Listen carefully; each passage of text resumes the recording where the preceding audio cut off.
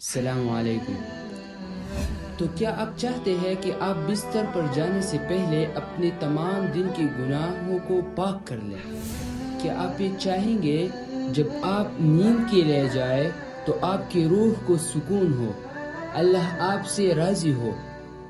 تو ایک چھوٹی سی دعا ہے جو اگر سچے دل سے ہر رات کہے تو اللہ آپ کی گناہ معاف کر دیتا ہے۔ اگر موت بھی آ جائے تو وہ ایمان پر ہو سکتی ہے۔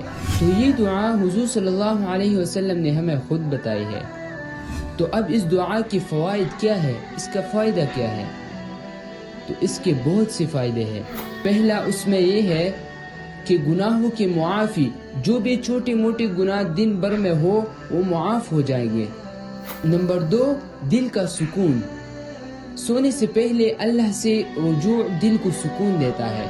3 نمبر، محفوظ نیند، رات اللہ کے امان میں گزرتی ہے۔ نمبر 4، اچھے خاتمے کی امید، اگر نیند میں موت آ جائے تو آخری الفاظ اللہ کی یاد ہوں گی۔ تو اس دعا کے بارے میں حدیث ہے، عن ابو ذر رضی اللہ تعالی عنہ قال كان النبي صلى الله عليه وسلم إذا أخذ مزجعه من الليل قال اللهم باسمك أموت وأحيا۔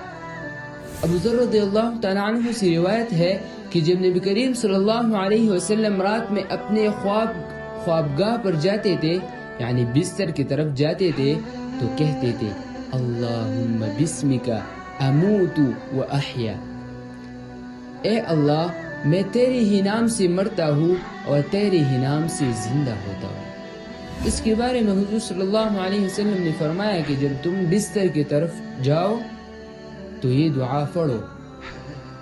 تو آج سے سونے سے پہلے یہ دعا لازمی پڑھا کرے۔